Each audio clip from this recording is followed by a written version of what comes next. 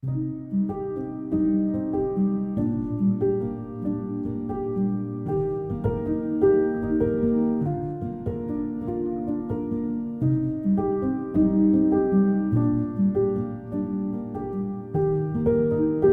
tardes, buenas noches, compañeros, compañeras. Encantado de que nos encontremos nuevamente a conversar sobre episodios de la lucha de clase y del protagonismo popular que ha tenido en Chile en este caso, y en un periodo especial. Hoy día estamos conversando nuevamente con Jacinto, con el compañero José Bravo, y lo hemos invitado en el contexto amplio, ¿ya?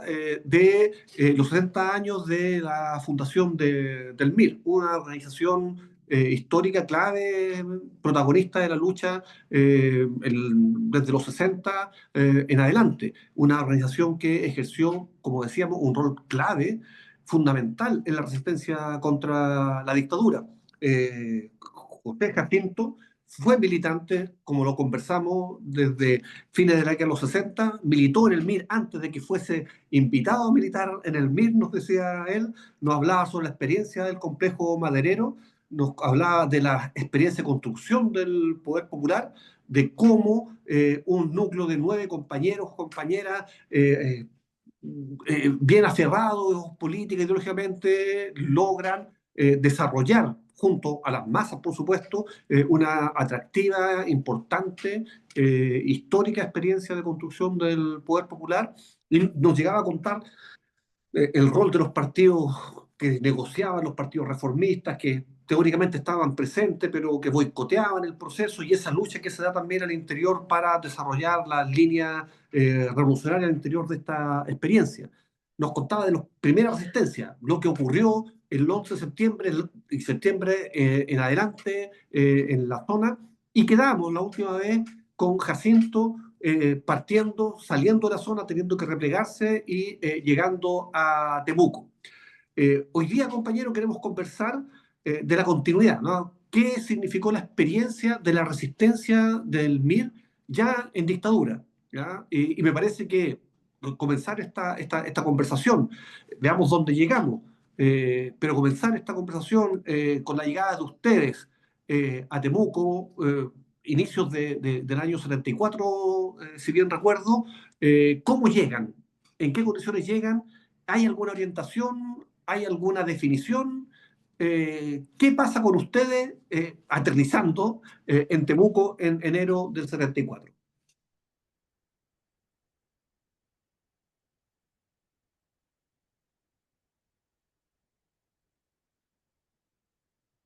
¿Jacinto me escucha? Sí, sí, ya no. Sí, Bueno, mira, yo llegué con el mono a Temuco el 1 de enero del 74. Después que ya había eh, fracasado, digamos, la, el- la resistencia que íbamos a hacer a la dictadura en la montaña. Ya el 23 de diciembre, habían matado a 2 compañeros en Molco, que fueron delatados por una persona, y parece que eso les conté. Y nosotros con el resto, los otros 5, nos perdimos, ¿eh? Y no pudimos encontrarnos nunca y decidimos con el mono salir. ¿el mono quién es? El mono, él se llama René Roberto Acuña Reyes. Él, bueno, está desaparecido de la lista de los 119 del 14 de febrero del 75. Perfecto. Sobre ese compañero yo me gustaría en algún momento decir porque él fue una persona que fue torturada, o le pusieron esa cosa que de veneno que le ponían a las personas para que hablaran. Eh, no me acuerdo ahora cómo es que se llama eso, que inventó ese berrillo que lo mataron en Uruguay. Y él, él resistió toda la tortura y todas esas cosas de veneno. Y, y yo tenía punto con él el 15 de febrero, que eran punto y reencuentro a la media hora, y después el 28 de febrero, y después el 15 de marzo, punto y reencuentro. Entonces yo fui 6 veces a verlo, ¿m? Hasta que le dije a los otros compañeros que era el encargado de nosotros ahí, y él averiguó y a los pocos días me dijo, ya, me dijo, no vas más a ningún punto porque el mono está desaparecido. Y a él lo torturaron de una forma tan brutal y él, bueno, hace como, ¿cuánto? Como 3 años o 4 hará que pusieron en Valdivia una placa en una escuela donde estudió Allende y estudió el mono con otro que le decíamos el maestro de los palos, no sé si les hablé, el maestro de los palos, y otro compañero del 84 que era militante que estudiaba castellano en la universidad en Valdivia. Y entonces pusieron una placa y ahí yo les conté a las personas quién era el mono y por qué yo consideraba que tenía que contarles eso porque con otro compañero que era amigo de ellos, entre tres conversaban de los 9 años de política y este otro también está vivo y, y entonces conversamos y sacamos la cuenta de que éramos 44 las personas que no tuvimos ningún problema del represivo porque el mono se aguantó la tortura. En- Podríamos decir, conociendo lo que ocurría en ese tiempo, que la resistencia del compañero del mono le salvó la vida a 44 militantes. claro, 44, de la mayoría militantes juntos con sus compañeras y algunos hijos que habían por ahí, pero 44 personas, ¿eh? Y, y eso significó, yo siempre cuento la historia de él porque a mí me parece que es una cosa extraordinariamente importante el nivel de convencimiento político que él tenía junto con otra cantidad de compañeros que no delataron a nadie, se aguantaron todo y bueno, yo siempre he dicho que el mono era como un hermano. Nosotros arriba en la montaña éramos más que hermanos, más que compañeros, ¿sí? La relación que teníamos era una cosa tan re grande que, que era más que eso, ¿sí? Y eso lo comprueba este René Roberto Acuña cuando es detenido y está en la lista de los 119 ahora. Bueno, nosotros llegamos a Temuco el 1 de enero del 74. Veníamos en una condición malísima de tanto física, la ropa, los pantalones cosidos así a la diabla nomás, con colores de hilo distintos. Y, y, y nos bajamos en Padre Las Casas y ahí le preguntamos a un taxista cuánto nos cobraba para llevarnos a Temuco. Y él nos dice cuánto y nosotros por suerte teníamos para pagarle y nos subimos al auto y cuando empieza a circular, él nos vio que en esa condición que íbamos, que nos dice ustedes, dice, aquí en el puente a veces se ponen los milicos a controlar. Mm. Y él dice, ¿ustedes quieren seguir? Sí, le dijimos nosotros así, sin, como si no tuviéramos ningún problema, no teníamos ni carnet ni nada, ¿eh? Y sí, le dijimos, por supuesto, y seguimos, y anduvimos como 2 cuadras después del puente y le dijimos, ya déjenos aquí. Y nos bajamos y ahí nosotros, bueno, empezamos a aplicar lo que sabíamos de clandestinidad para llegar a la casa de los papás del mono y, y que llegáramos sin cola. Eso era lo importante. Y entonces llegamos a la casa de él y bueno, ellos, los papás de él, estaban asombradísimos por la forma en que llegamos, ¿eh? Y nos empezaron a dar comida y una hermana del mono nos llevó en la tarde al hospital y nos pusieron inyección y nos dieron remedio y un montón de cosas para que nos recuperáramos. Ahí estuvimos, bueno, nos fuimos de ahí ya con ropa que nos habían conseguido y algo de dinero. Llegamos a Santiago el 18 de enero del 74, contactados ya con personas que eran de la dirección en Santiago, que iban a ir a vernos cuando esperaron, por ejemplo, a fines de mayo tuvimos el primer contacto con la dirección. Pero mientras 74. tanto, claro, pero mientras tanto nosotros yo me había dedicado a buscar a las personas que se habían ido del complejo para Santiago, porque fueron muchos los que se fueron. Aparte de los que ya vivían de antes en Santiago, y encontré una cantidad de compañeros, compañeras, porque que nos unía en algunos casos la amistad nomás de antes, y en otra cantidad grande de casos el compañerismo político.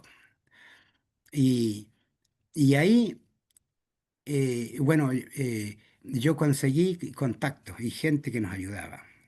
Y una de las cosas que todo, bueno, yo sabía cuando llegaba alguien, la gente cualquiera se enteraba y me decía, mañana llega fulano de tal, y va a llegar a tal parte. A los pocos días yo iba a verlo. Y toda la gente que yo visitaba, que eran muchísimos, sabían que lo primero que íbamos a hacer era hablar de política. Y después, bueno, igual hubieron algunos después eh, que tenían miedo y, y me decían, mira compañero, yo, bueno, te voy a ser sincero, tengo miedo, pero yo te puedo cooperar con algo de dinero y ¿dónde te lo doy? ¿O dónde te lo dejo? Entonces yo inventé cosas que ellos se veían, por ejemplo, en la feria con otros y ahí se le pasaba el dinero para que me lo dieran a mí. Y yo iba cada 2 meses, por ejemplo, a ver al otro. Y él me decía, mira, aquí te tengo guardado toda esta ayuda que te han dado los que no quieren que tú vas para su casa.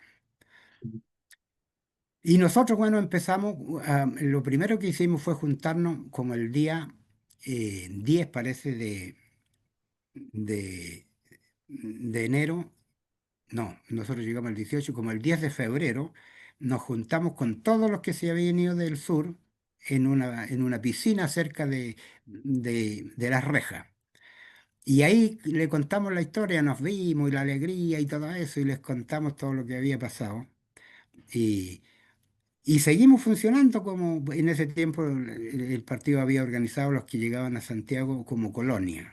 Entonces nosotros éramos la colonia de Valdivia. Y empezamos a hacer trabajo político, que era lo que hacíamos. Y ¿Y tenían ya alguna una orientación de la dirección del MIR? no, no teníamos nada. Nosotros Porque lo sabíamos encuentran meses después. la orientación que nosotros teníamos de organizar a la gente y de educar a la gente, que era lo que habíamos hecho en el complejo. Y, y habían poquísimos que se negaban a participar en el asunto, ¿eh? Y la mayoría estaba dispuesto a que usáramos sus casas para reunión o si es que había que llevar a alguien que necesitara una casa. Toda esa disposición de las personas que yo visitaba, que eran muchísimas, eh, estaba ahí disponible. Entre esas casas que yo visitaba, había dos casas, que eran unas casas grandes y, y que yo consideraba que estaban como disponibles para guardar o para que viviera ahí algún miembro de la dirección. Nosotros con el mono pensábamos en Miguel. Y, y como en mayo por ahí, el que va a visitarnos de parte de la dirección es uno que le decían el Reta. El Reta era el encargado sindical nacional del partido. Bueno, yo con ese Reta lo había conocido antes y tenía algunos resquemores con él. No me caía muy bien, digamos. Y cuando tomamos contacto con él, yo tuve que cambiar mi opinión de él porque él nos trataba a nosotros, pero como si fuésemos hijos de él, ¿eh? Y nos decía, compañeritos, hagan esta cosa, hagan esto otro, no anden por ahí, por la calle, tienen que cuidarse. Y nos daba indicaciones de lo que ellos ya sabían sobre la clandestinidad. Y a él nosotros, como en junio, le planteamos que había una casa donde podíamos llevar a Miguel. Y, y él dijo, bueno, yo voy a consultar. Y como a los 15 días que tocaba punto, dijo que no, que Miguel estaba bien y que no había necesidad de llevarlo a otro lugar. Y nosotros, bueno, la casa que teníamos estaba arriba en Peñalolén, pero era una casa que estaba grande, donde había piezas y habían baños, y había que buscar una forma, inventar una forma que él llegara como que andaba en silla de ruedas, una cosa así, y para que se justificara que no saliera mucho. Y además, si es que había que tener un auto, había que tener una citrola, porque en ese tiempo, si tenías un auto más que una citrola, era medio sospechoso. Entonces, eh, y ahí íbamos, bueno, le contamos a este, porque yo había llevado al mono para que conociera las casas por fuera. Y él estaba de acuerdo en que las casas servían para eso de guardar a Miguel. Y ellos dijeron que no, que Miguel estaba bien. Y ahí, bueno, cuando llega, nosotros íbamos con el mono en una micro cruzando la Alameda cuando se sale la noticia de que Miguel había muerto, ahí en Santa Fe. Y como Octubre del nosotros, año 74. ¿cómo? En octubre del año setenta y Claro, cuatro. claro, en octubre del 74, el 5 de octubre. Y ahí nosotros eh, nos dimos cuenta que el lugar donde vivía era un lugar no apto para una cosa como esa, para que vivieran ahí, se reuniera gente y todo eso. Y, y nos dio una pena, llegamos a Avenida Mata en la micro y nos bajamos porque ya no aguantábamos el llanto, ¿eh? Y nos fuimos al Parque O'Higgins a llorar, de pena. Y bueno, pero seguimos ya, trabajando. Después el mono empezó a trabajar con el Joaquín, que era él era el jefe del destacamento que había llegado a la montaña. Y junto con otros trabajaban, y el mono, lo único que me dijo, mira, yo voy a trabajar con estos compañeros, porque ahí nosotros vimos al Joaquín, y el Joaquín nos contó, porque el Joaquín y el Germán, que era el tercer jefe del destacamento, habían salido el día 14, y los dejamos nosotros para que tomaran micro para ir para el norte, llegar a Coñaripe y después a Santiago. Y ellos llegaron a Santiago y tomaron contacto con la dirección y mandaron, la dirección no quiso que fuera el Joaquín a tomar contacto con nosotros, porque la idea de ellos era que abandonáramos la montaña. Y mandaron al Germán, y el Germán llegó a Temuco y se dio cuenta que la patria estaba oscura y nos subió para arriba. Ya, Esto hizo que nosotros siguiéramos ahí esperando los puntos que habían hasta los últimos días de noviembre, era el último punto que había. Y cuando no llegó nadie, nosotros empezamos a organizar para salir de ahí. Y, y para eso necesitábamos juntar algo de ropa, algo de dinero y esas cosas. Y empezamos a pedirle a los contactos que teníamos en el complejo, en los distintos fondos. Pero la gente en ese tiempo ya tenía hambre, no tenía nada, y nos daban la ropa mejorcita que tenían para que salieran los que iban a salir, y porque tres iban a salir hacia el norte chileno hasta Santiago, uno iba a ir a Valdivia y una compañera iba a ir, tenía contactos también en Temuco, iba a ir a Temuco y otro iba a ir a Santiago y dos iban a ir para... No. Claro, dos iban a ir para la Argentina, entre ellos el sueco que andaba con nosotros, el Julio. Hace como unos 2 años salió un libro que escribió otro sueco que se llama, lo llamaban Teniente Julio, algo así se llama, que lo escribió un sueco, ¿eh? Y él se iba a ir para Suecia con dos compañeros, y, y ahí nos queda ese problema de que le asesinan a dos compañeros en Molco, eso fue el 23 de diciembre. Y nosotros con el mono andábamos al otro lado del lago Panguipulli, en un fondo que se llama Toleo y Puñir. Y cuando llegamos, no encontramos al resto del grupo a nadie. Y el día 24 bajamos de nuevo abajo al plan, al camino que va de Chohuenco a Neltume, y, y fuimos a la casa de esa persona. Y él nos grita, dice, váyanse, váyanse, no quiero verlos a ustedes, y no vuelvan nunca más. Y entonces nosotros ahí pensamos que algo podría haber sucedido y fuimos porque teníamos un compañero mapuche que vivía poco más arriba y fuimos a la casa de él y él nos contó que el día 23 habían ahí asesinado a los dos compañeros en la casa esa. Y, y esa casa de ese compañero mapuche era la única casa donde yo, cuando iba con otro compañero, dormíamos adentro de la casa. Porque él decía, compañero, decía, ustedes duerman aquí porque aquí está más calentito y si pásenme el arma que tengan, yo hago guardia afuera y ustedes descansan aquí. Y le decíamos que no, y él insistía y al final nos quedábamos y era el único lugar donde dormíamos adentro de una casa. Eh, y ese compañero, bueno, era miembro de una base de compañeros mapuches que había ahí en ese sector. Y, Y bueno, ahí nos enteramos de eso y seguimos buscando al resto del grupo y no los encontramos y ahí decidimos con el mono salir y claro, pasamos, salen y ahora ya estábamos en Santiago, se encuentran con los compañeros, con claro, Germán, creo, me decían. claro, y el Germán no es capaz de subir arriba y después el mono, que trabajaba con el Joaquín y otros más. Entre esos había uno que le decíamos el Chino, que ese era instructor de karate. Y yo lo conocí ahí en el GAP y era uno de los instructores de karate. Y ese andaba más otros 7, o sea, más 5, porque era el Joaquín, el Mono, el Chino y 4 más, que eran una base que hacía cosas de resistencia los, bueno, los descubren y los toman prisioneros y son asesinados y están en la lista de los 119.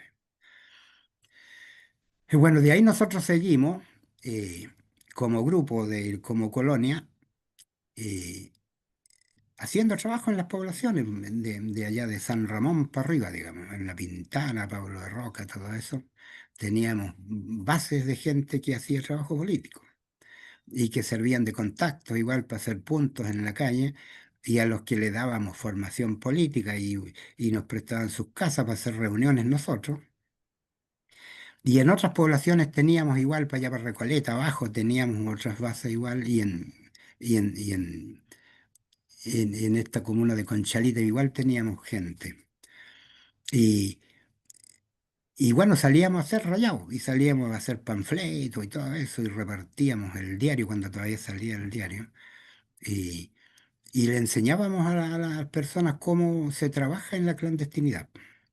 Sí, eso, Jacinto, yo creo que es importante destacarlo, ¿ah? Porque estamos hablando, sobre todo lo decimos para la gente más joven, estamos hablando de condiciones de lucha, de trabajo político, de propaganda, de agitación, pero en condiciones de la ola represiva horrible de la dictadura, de acoso, cerco, aniquilamiento. Estaban cada día, cada semana cayendo compañeros, detenidos, asesinados, detenidos desaparecidos. Entonces, hacer trabajo político en esas condiciones es hacer trabajo de resistencia. Cada Sí. trabajo que se está haciendo es organizar la resistencia y, como te escucho, ustedes en esas mismas condiciones hacían trabajo de educación política para compañeros que estaban colaborando, que estaban empezando a participar también en la resistencia. Claro, uno de los libros que nosotros usábamos para enseñarle a las personas el asunto de la clandestinidad era el libro ese que se llama La Orquesta Roja.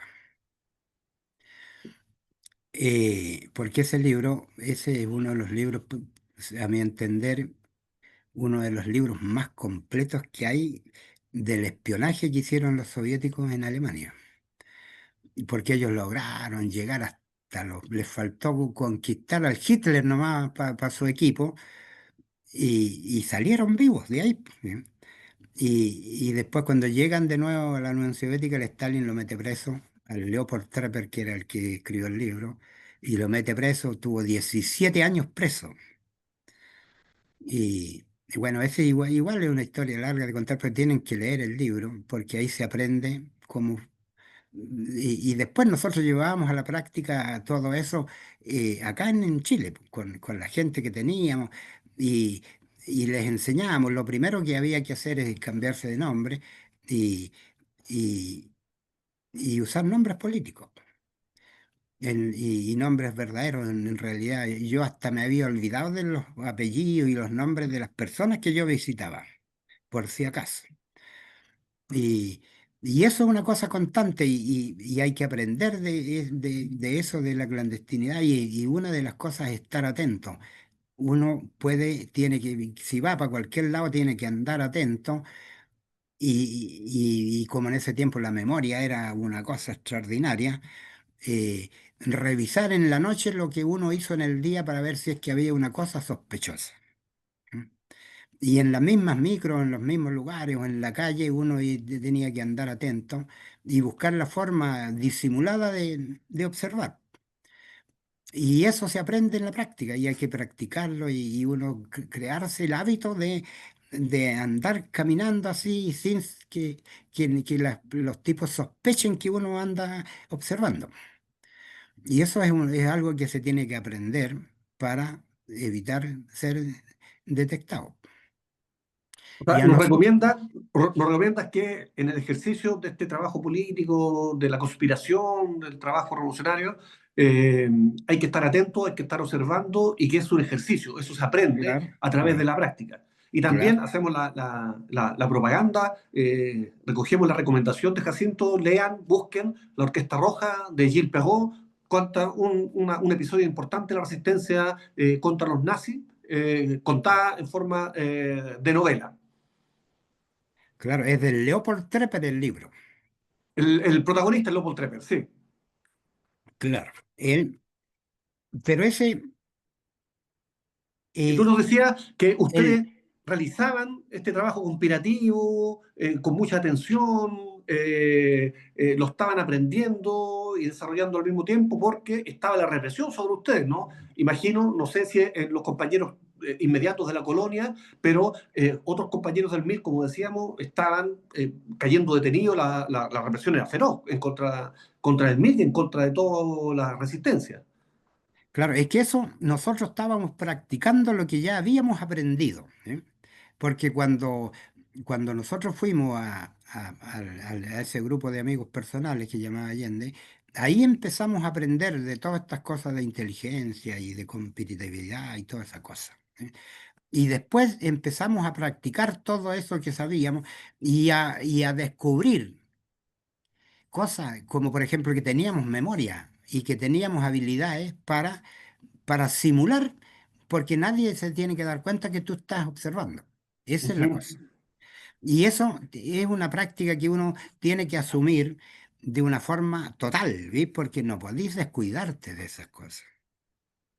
Y, y bueno, nosotros como además salíamos en las mañanas a hacer propaganda, a hacer rayados, a tirar panfletos y todas esas cosas, eh, incluso con otro compañero que está vivo y que es de Valdivia, nos dábamos la cosa de conversar de política con gente en la micro, por ejemplo, ¿eh? Y ahí uno sabía si el otro tenía actitud de conversar de política, ¿eh? Porque si no, uno se daba cuenta inmediatamente si el otro o le daba susto, o no quería, o no sabía nada. Y incluso reclutamos a algunas gentes así, porque Para la resistencia, para el MIR. claro, claro, que nos conocimos en la micro, ¿eh? Y, y ahí uno, cuando ya le fijaba un lugar de encuentro con él, y si el tipo llegaba es porque estaba interesado. Entonces, ese era, pero aparte de eso, estaban todos los contactos que los otros compañeros tenían y los que yo tenía con la gente que llegaba del complejo. Y entonces eso servía, por ejemplo, a mí la dirección, que le faltaban personas que hicieran contacto con los otros, a eso le llamábamos medios pollos, porque no sé por qué, era una cosa de los medios pollos que venía de no sé, no me acuerdo de qué, cuando mandábamos De, a otros de los a hacer, trabajadores de la construcción viene. a alguien mandábamos para que vaya a un punto, a hacer punto con el... A veces los otros igual mandaban a otras personas a hacer el punto. Y, y después nosotros venían y nos entregaban las cosas los barretines, porque todo iba en barretinado. Eh, el barretín es una cosa que tú metes un documento, un informe o lo que sea dentro de algo que puede llevarse en la mano o en un bolso o lo que sea, sin que se sospeche que adentro va algo escondido. Entonces, todo funcionaba así, embarretinado, ¿eh? Y le entregaban, se intercambiaban los contactos y el otro llegaba donde uno y le entregaba a uno el asunto y uno lo abría después o se lo entregaba a otro que era el que se quería contactar con el otro, ¿eh? Entonces yo, como tenía tanta gente para hacer esas cosas, muchas veces organizaba esos contactos de la gente de la dirección, ¿eh? Y, y me ocupaban para eso, y yo lo hacía pensando, porque sabía que me hacía falta que ese trabajo se hiciera, alguien tenía que hacerlo. Y fíjate que te voy a contar una cosa, una vez, como la mayoría de mis contactos eran personas que trabajaban, en ese tiempo era difícil que les dieran permiso para para faltar unas horas, digamos, en los días de semana. Y entonces yo de repente no conseguía quién hiciera eso, ¿sí? Y entonces yo iba donde mi hermana y le decía que fuera un punto. Ya. Y mi hermana, que al principio tenía miedo, y bueno, mi sobrina, que vivía en el Tume y que vivió toda la represión ahí con su abuela, que era mi mamá, eh, le decía a mi hermana, le dije, pero ¿cómo, mamá? Le decía, tú venís con esas cosas, ahora yo te acompaño. Y iba, y entonces iba mi hermana con mi sobrina a hacer los puntos, ¿no? Y ahí fíjate que pasó una cosa, porque ahí yo contactaba a un compañero que volvió después para la cosa del 81. A dos contacté yo de eso a fines del 78, 79, por ahí sería. Ellos llegaron cinco. Y tres de esos, entre ellos una compañera, se dieron cuenta que la patria estaba oscura y se fueron. Y quedó el pelado Lago y el otro que le decíamos Alejandro, nunca me acuerdo el nombre de él, pero él era médico y era de Concepción igual. Amigo, conocido del Miguel y el Baucha y todo eso. Y, y yo mandaba a contactarlos a ellos. A veces iba el Alejandro, a veces iba el pelado. Y ellos se dieron, cuando me conocieron, después de como 8 meses, me conocieron a mí y se dieron cuenta que la que iba era mi hermana, por el parecido, ¿eh? Y me dijeron, y tú me dijeron, hijo de la grandísima hija, ¿cómo se te ocurre mandar a tu hermana para acá? Y yo le dije, bueno, es que no tenía a quién mandarles si toda la gente que yo tengo trabaja y no pueden pedir permiso porque les cortan el trabajo, porque en ese tiempo el trabajo, el que tenía trabajo lo cuidaba como hueso santo, ¿no? Yo tenía un solo compañero que el jefe de él era su hermano y él lo autorizaba una vez cada 15 días para que saliera a hacer un punto, ¿sí? Y el resto del tiempo, bueno, las veces que no tenía nadie, yo mandaba a mi hermana y ella iba. Y ellos eran astutos y se dieron cuenta que era mi hermana la que iba con mi sobrina a entregarle los paquetes, ¿sí? Y ella le entregaba. Bueno, Cuando, entonces Pedro, eso, cuando tú hablas, cuando tú dices que te contactabas con Joaquín o con otros compañeros de la dirección, ¿te estás refiriendo a la Dirección Regional Santiago, la Dirección Nacional? ¿Cómo funcionaba ese la enlace dirección, orgánicamente? la dirección nacional. Porque a mí cuando llegamos nosotros ya tomamos contacto con la gente en Santiago, con la dirección nacional. Y bueno, al mono lo mandaron con el Joaquín y los otros a hacer el trabajo que están haciendo. Y a mí me destinaron a hacer presupuesto de uniforme y esas cosas y equipo para ir de vuelta para la montaña. Así que yo Entonces, había una idea de el año de, 74, casi claro, fin del 74, ya de volver a la montaña. de volver para la montaña.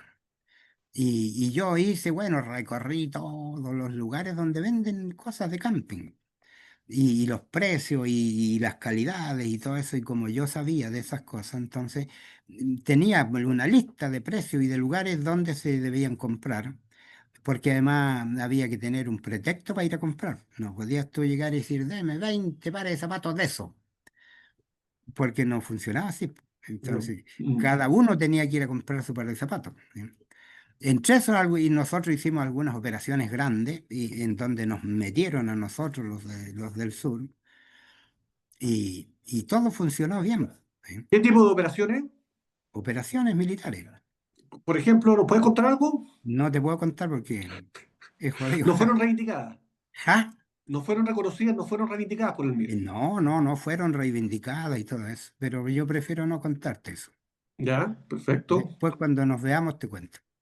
Pero Eh, efectivamente lo que es importante, más que el detalle, es que la resistencia hacía trabajo político y también ya estaba haciendo acciones más de avanzada para sabotaje, para debilitar la dictadura o para crear un estado de ánimo que para las masas llamara a la lucha, ¿no? claro, claro. Todo eso estaba destinado a que el pueblo despertara y perdiera el miedo y se comprometiera de nuevo. Y para eso, para comprometer a la gente, hay que enseñarles de política. Tienen que tener educación política, ¿bien? Que fue lo que funcionó en el complejo cuando llegan los miristas y empiezan a darle educación a la gente, ¿bien? Y la gente que tenía, eran obreros de explotados durante tantos años, tenían ganas de cambiar la situación, pero no sabían cómo. Y llegan los miristas y les enseñan. Y además ahí estaba la habilidad, la simpatía, la forma como el Pepe trataba a las personas, que los viejos, eh, pero adoraban al Pepe, ¿eh? Yo creo que, no sé si les conté la otra vez que al Pepe lo querían más que Allende. Y, y Está, nosotros de nuevo, aprendimos. Para los compañeros que nos escuchen todos, estamos hablando del Pepe que viene desde la experiencia del Tuve con ustedes, entonces, ¿no? ¿Y está en Claro. Santiago con ustedes? ¿Cómo? ¿El Pepe está en Santiago con ustedes? No, en ese tiempo no, pues si el Pepe lo fusilaron en Valdivia. Bueno, se llama asesinato por fusilamiento, el 3 de octubre del 73. Y el 4 asesinaron a 11 más, que eran de, bueno, 9 eran de Neltume, y ahí estaba el pelao Klaus, que era el jefe regional del MIR, y otro que era encargado del frente de masa, que se llamaba René Barriento Wagner. Y ahí esos fueron los dos que no eran de Neltume, y los matan ahí en Valdivia. Y el 9 de octubre del 73 asesinan a 17 en Chihuahua, en el lado sur del complejo, y uno de Futrono, que la gente, los familiares de los de Arquilhue, lo integran a la lista y son 18.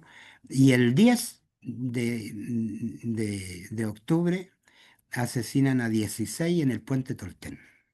Claro, claro, Y esto yo- nos permite, compañero, recordar una vez el ambiente que estaba ocurriendo en esa época, la feroz represión allá en el sur, pero que también en Santiago. Quería decir eso, ¿ah? Porque la represión, ustedes van, se repliegan a Santiago, están en Santiago, están organizando, y en Santiago también hay represión, ¿no es cierto? Claro, claro, También están viviendo eso, pero a pesar de la represión, existe esta idea, me parece súper importante destacar, porque tú no insistes desde la época del complejo maderero, de la importancia de la educación política, ¿ah? claro, Y nos insistes de la importancia del cariño también. Tú nos hablas claro, muchas veces de que el ejemplo que dan algunos compañeros, y de ahí destacas tú, genera cariño, respeto, y ese claro, cariño, ese respeto, además de la educación política, de las bases sólidas, van constituyendo al militante, lo van haciendo, lo van formando, ¿no?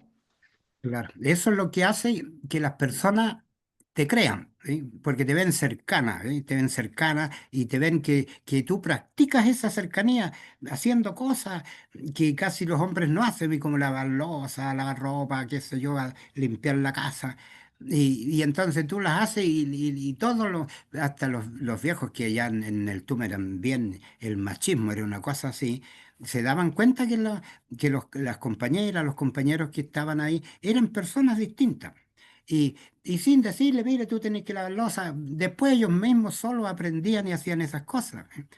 Y entonces esa cosa de esa cercanía y después que las personas tú le demuestras en la teoría que hay que cambiar y que tienen que aprender, porque eso les cree lo que se llama conciencia política de clase, para asumir las responsabilidades y continuar, porque hay que continuar la lucha. Hoy día más encima, eh, lo que pasa hoy día que es tan catastrófico para el pueblo, bueno, para el mundo en realidad, eh, pero el pueblo no tiene idea de política, no sabe, no le gusta la política, los convencieron de que no tienen que hablar de política, ¿eh? Mm.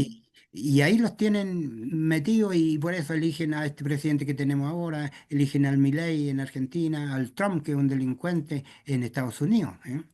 Porque la gente no piensa. Entonces hay que volver a enseñarle a pensar a la gente y para eso tiene que tener educación política de clase.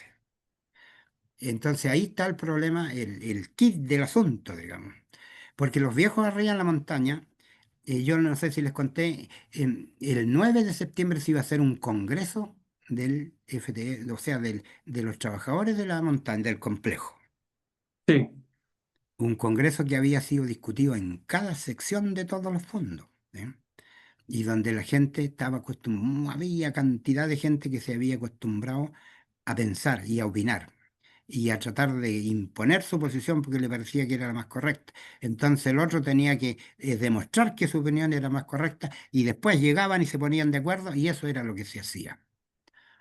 Y esa, Entonces, esa educación política, en algunos cuadros, en muchos, permite tener solidez para después estar desarrollando estas tareas en un escenario muy distinto. Tú no hablas de se vino la noche, está la noche. en un escenario adverso, pero que a pesar de la represión permite que un destacamento importante de hombres y mujeres enfrenten las tareas de la resistencia. Estamos hablando, creo, sí, tú me dices ya de los años 78 o 79, ¿no? Claro, claro. En ese tiempo nosotros, bueno, ahí ya después de una operación grande que se hizo, a mí ¿En me, Santiago? en Santiago me dan recursos para que yo me venga para el sur, porque me iba a hacer cargo del abastecimiento de los compañeros del 81. ¿Ya? Y, uno. Y yo me Cuando vine hablamos de abastecimiento del compañero 81, disculpa, estamos hablando del destacamento guerrillero del Toqui Lautaro. destacamento Toki Lautaro que llegó después. Y, y que cuando llegan ellos tenían otras personas que les hacían el abastecimiento, pero después hubieron dificultades y yo a fines del, del 79 me empecé a hacer cargo de llevarles las cosas que ellos necesitaban. Y ahí yo formé un grupo con unos compañeros que habían sido de Neltume.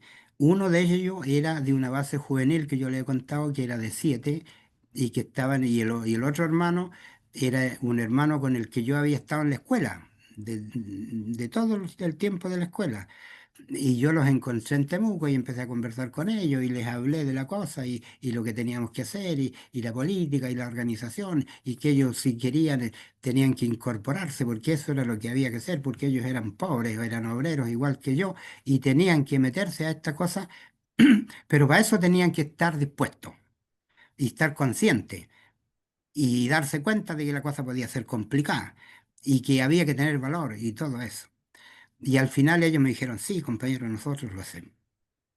Y así que ahí montamos una cosa que, y como ellos eran de Neltume antes, iban y le vendían ropa a la gente y todos creían que estaban convertidos en comerciantes. Mm.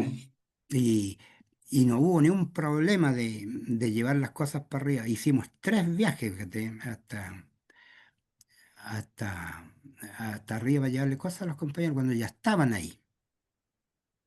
Y, y después cuando pasó el desastre en julio del 81, eh, y bueno, nosotros ya no pudimos ir más para allá porque había, incluso yo con otro, con ese Alejandro que había llegado, porque ese estaba destinado para ir para arriba, digamos. Él fue el que hizo la cosa médica del destacamento, ¿eh? Porque él era médico y la alimentación y todo eso, que Entonces, funcionaba a veces, disculpa, ¿no? disculpa porque no sea, el médico este Alejandro no es el mismo compañero que cae en una operación de recuperación en En, el año en, 86 en Peñaflor, que en fue director Peñaflor. del hospital de Caragua, creo, ¿no? Sí, ahí eso yo no lo sabía, pero ese, pues, ese que era de Concepción, era médico y cayó ahí en Peñaflor. En el año 86. O sea, el Claro, compañero claro, presta, trabaja en la retaguardia, en el aseguramiento de la operación del Tume y continúa claro, claro. militando. Después continúa ahí. Y el pelado, después que bajó de arriba, el pelado, eh, ¿cómo que se llama este? El pelado Lago. Después que bajan de arriba, ellos se integran a otro intento que estábamos haciendo nosotros, el 84. En el 84 y otro intento. Claro, estábamos haciendo otro intento. Y ahí nos quedó una embarrada grande igual porque el 84 en agosto mataron a 4 compañeros, 3 en Conce, uno en Los Ángeles y 3 en Valdivia. ¿Sí? Y ahí, bueno, se cometieron errores de Lo que seguridad. se llamó Operación Alfa Carbón, ¿no? Alfa Carbón se llamó esa operación.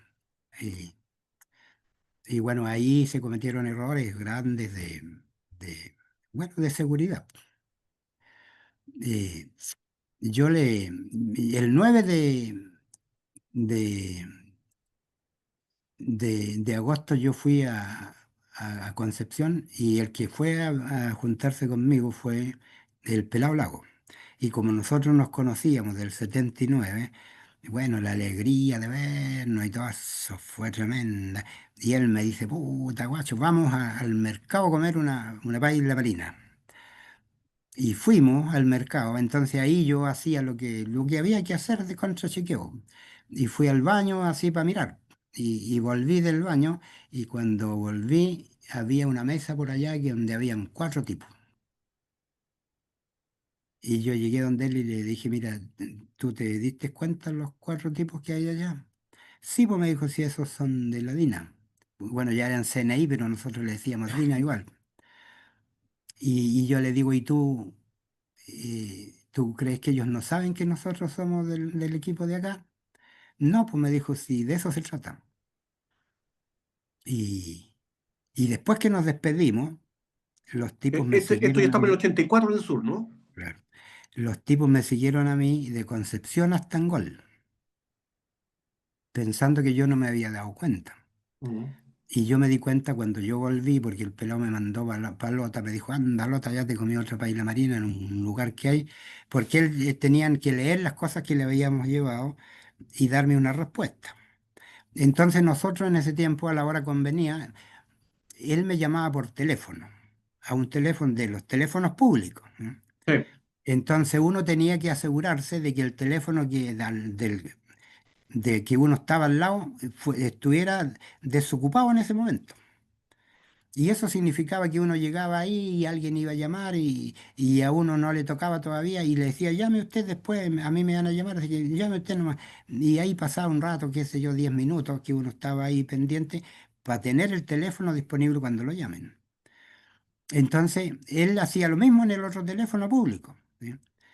Y me llama a la hora y me dice, no, tienes que irte nomás porque mi mamá dijo que después nos vamos a ver. ¿Sí?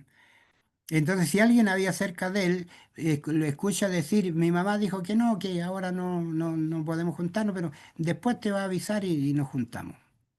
Y yo ese día estaba solo ahí, así que le dije, bueno, le dije, cuando tu mamá quiera nos juntamos.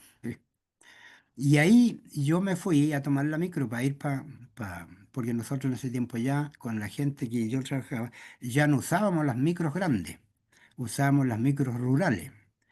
Entonces, para ir de Concepción a Angol, había una micro que se llama Tielever, que esa se iba por dentro, no por la Claro. carretera. Y cuando yo voy caminando para ir a tomar el bus, en la calle voy caminando y hay un auto, pirulo, de esos, un Opel Corsa, parece que eran con vidrios polarizados, nuevos, y con los vidrios así un poquitito abiertos.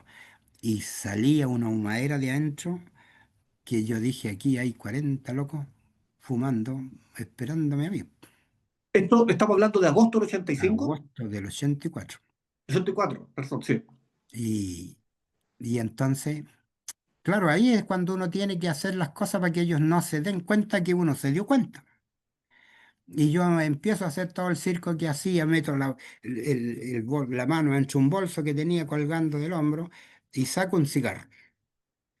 Después meto la mano de vuelta, saco el encendedor y ahí cuando voy a prender el cigarro me fijo para allá y veo. Y que está el auto ahí humeando y todo eso. Pero sigo. Y ahí tú tienes que tener una actitud que yo no sé si es para no sé cuántos premios Oscar, porque no se dan cuenta ellos que tú te diste cuenta. Ujú. ¿Sí? Y yo pasé por el lado, tuve unas malísimas malas intenciones cuando pasé por el lado, pero no. Yo dije, no, así ya aquí yo estoy casi al otro lado. Y después cuando yo fui al terminal principal y después fui al terminal rural y tomé una micro, en ese tiempo nosotros cuando salíamos del pueblo nos poníamos debajo de la ventana, no mirábamos. Y a mí se me ocurre mirar. Y ahí en la calle por donde salen las micros para ir por la zona rural, que está al frente de la estación de trenes, había como un paradero donde estaban los paraderos, los taxis que iban al aeropuerto, de esos que son medio celestes, de cosas. Y ahí estaba metido el auto ese pirulo, y había un tipo que estaba mirando y el otro que estaba al lado haciendo como que leía un diario. Y yo me paro, me levanto fuera del vidrio y el tipo dice, ahí vale, hijo de, no sabes de la grandísima hija. ¿Sí? Y yo, como uno sabía leer los labios, me doy cuenta del garabato que está diciendo.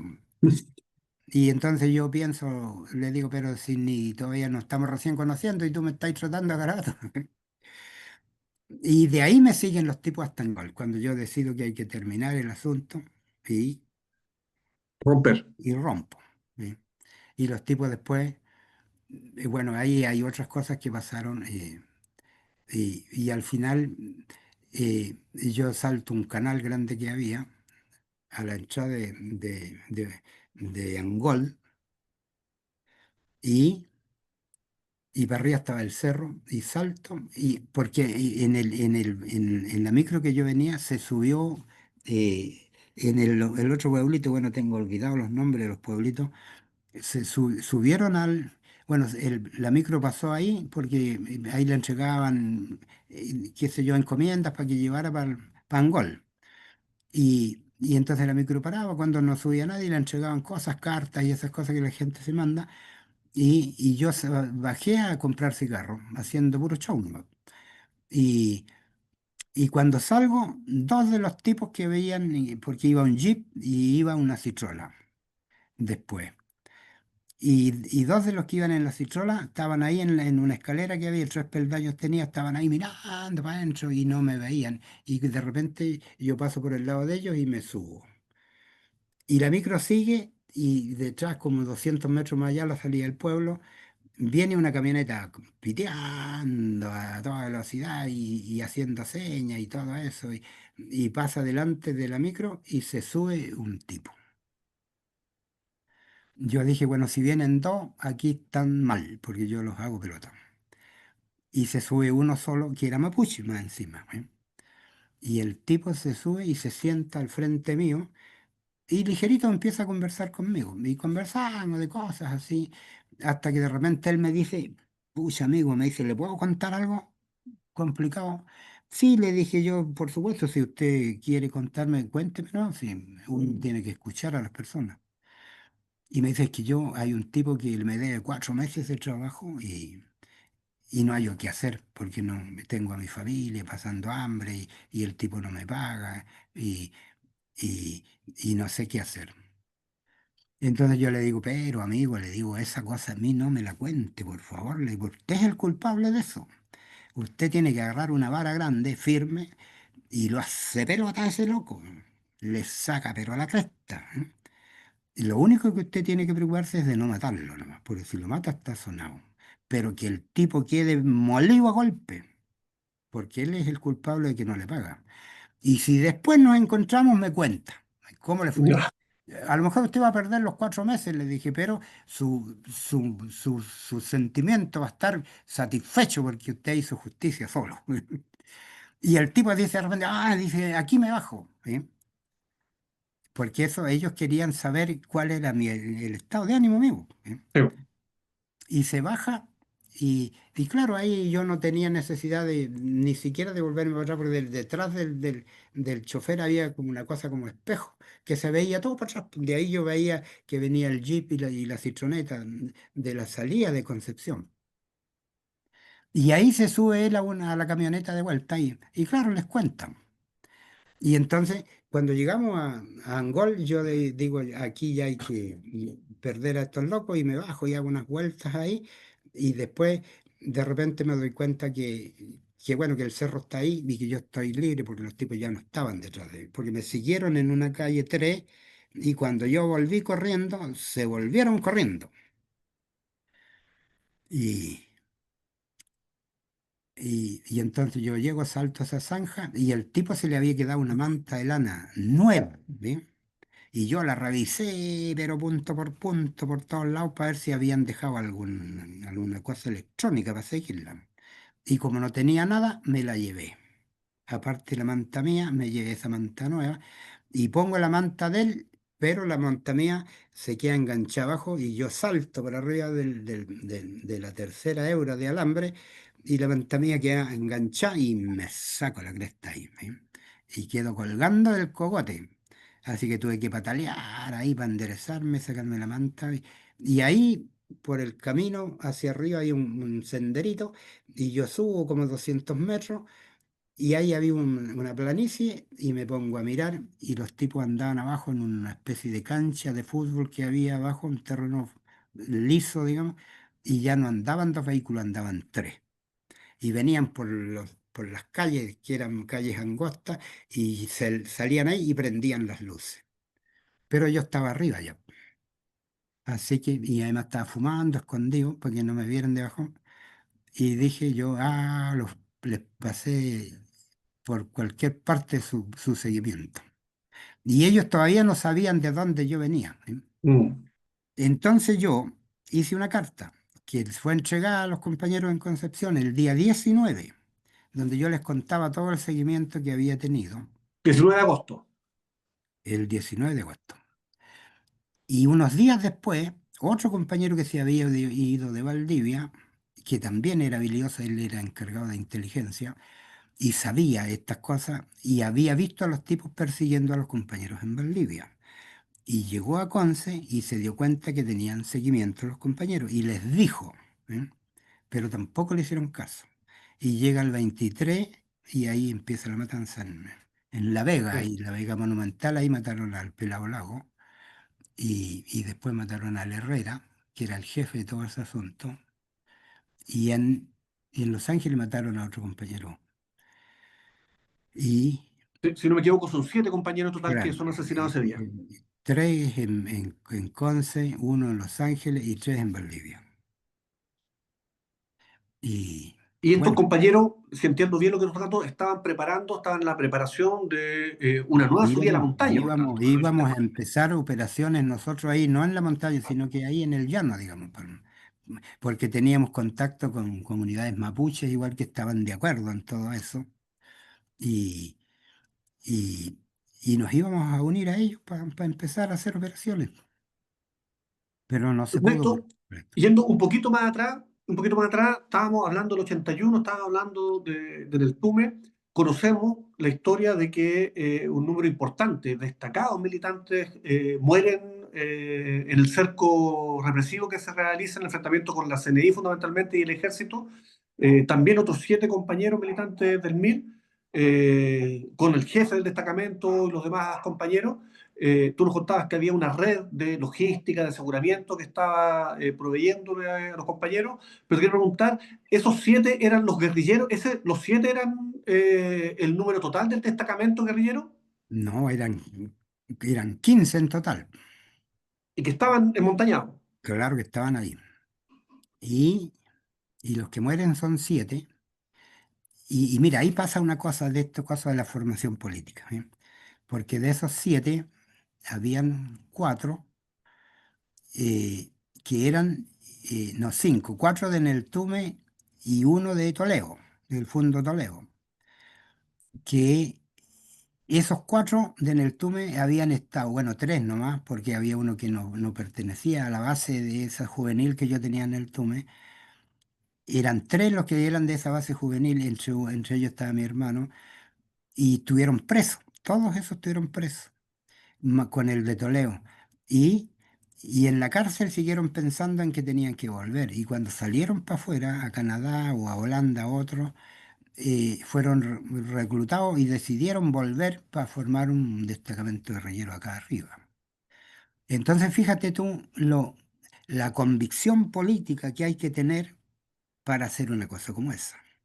Porque ellos ya estaban en el exilio y podrían haber seguido ahí. Sí. ¿Sí? Pero ellos se habló con ellos, fueron reclutados y aceptaron venir. Y entre eso, uno que era amigo de este Guzmán, del Próspero que se llamaba, y del otro que se llama Eugenio Monsalve, este era uno más chico, le decían la ovejita manca, ese era de apellido Ojeda. Ese era amigo de ellos nomás, no era militante en el Tume, pero se hizo Ya, militante en la cárcel y en el exilio. Y cuando llega la hora de volver, él decide volver. ¿Sí? Y cuando los descubren el 29 de julio, parece que fue, arriba en la montaña, que era Ojeda, se va solo por la montaña y se va para donde un tío que tenía allá en un lugar que se llamaba Quebrada Honda. Y ahí lo descubren y lo matan como el 23 de diciembre del 84, o no, el 81. mm. Y fue el último que mataron. Y ahí Entonces, los tipos han inventado una cantidad, enfrentamiento. que hubo un enfrentamiento, y que él les disparaba de adentro, no sé, como si tuviera 400 tiros. Y todo eso es falso. Sí, entonces, los compañeros que están allá, de los compañeros que caen, también hay que decirlo, ¿cierto? Caen caen asesinados Claro, en esta situación después de estar intentando romper el cerco durante meses. Esto claro. empieza en junio, pero termina, tú lo estás contando, En meses después, septiembre. Y en septiembre y septiembre. después muere el Paine y después muere o sea, asesinan al Paine y después asesinan a Ojeda. El Jaime Ojeda. Miguel Cabrera, que es el jefe del destacamento, Miguel ¿no? Cabrera, claro, él era el jefe del destacamento.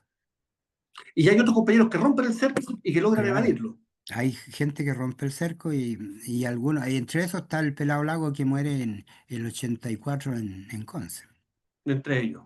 Entonces, mira, ese porfiado se salva de todas las otras y después sigue metido ahí. Sí, metido. Compañero, Entonces, ese era porfiado como estamos nosotros. Eso éramos de porfiado nosotros. convencidos, porfiados, Convencidos total dignos. de que había que hacer un cambio para mejor para el pueblo. Cambios que decimos nosotros no, aún están pendientes y sobre los que Claro, que hay que hay seguir que hacerlo. trabajando. Claro. Compañero Jacinto, yo te agradezco, estamos llegando al Bueno, término por hoy día. Me parece que ya, podemos seguir conversando, bueno, nos da para largo. Estamos recién en el año 84 de la experiencia militante, digo recién, ya. empezamos esta conversación allá por el año 65, estamos ya en el 84, hemos recorrido en estas 4 conversaciones 20 años de experiencia militante y que no terminan ahí. Quiero dejar invitadas a las Mira, personas además, para que mira, podamos conversar. después Sí, del 84 nosotros tuvimos que salir para afuera y en Argentina nos juntamos, éramos 12 parece. Que la mayoría eran conocidos de estos de acá del sur y otros de otros lados, y nos juntamos y nosotros estábamos haciendo lo que llamábamos esfuerzo adicional, ¿ve? Allá por el 90, ¿eh? Y bueno, yo terminé de hacer estas cosas en el 93, ¿eh? Ahí ya dije, ya no hay nadie más y me voy a volver. vamos a contarnos después, nos va a ver todo lo que nos quieras contar, poder de 84 hasta el 93, porque la lucha continuó. Claro, Y me interesa esto, que dejemos pendiente, dejamos el enganche, el anzuelo sobre esto del esfuerzo adicional, para que lo que nos puedas detallar nos detalle en una próxima conversación. Estamos obligados bueno, por el tiempo, ¿ah? Estamos sí, obligados por claro, el sí, sí. tiempo. Está Yo, bien, compañeros, a los que nos están escuchando, un gran abrazo, nos estamos viendo prontamente. Jacinto, te quiero dar nuevamente un gran abrazo lleno de admiración, respeto, y si por favor te puedes despedir por hoy día, insistamos, por hoy día. claro. Bueno, sí, yo también le agradezco a todas las personas que van a ver esta grabación y les envío, por supuesto, un tremendo abrazo y, y si alguna vez nos encontramos por ahí conversaremos. A mí me gusta conversar estas cosas. Vamos a encontrarnos y Bueno, vamos a seguir, ¿ah? Estamos así comprometidos, que muchas contamos gracias. contamos con el apoyo también tras las cámaras ahí, pero no menos importante de Marcelo, ¿no es cierto? Así Claro, que contando con todas estas colaboraciones que se van sumando, podamos sí, seguir transmitiendo estas experiencias que son valiosas para las nuevas generaciones, para las no claro, tan nuevas, para quienes quieran mantener puesta en alta la idea de la lucha, porque hay todo claro, un mundo que cambiar. claro. Compañeras, compañeros, un abrazo. Gracias, eh, abrazo. Nos estamos viendo muy prontamente. Cuando nos vemos, hacían los viejitos arriba. Así va a ser. Bueno, gracias. Chao.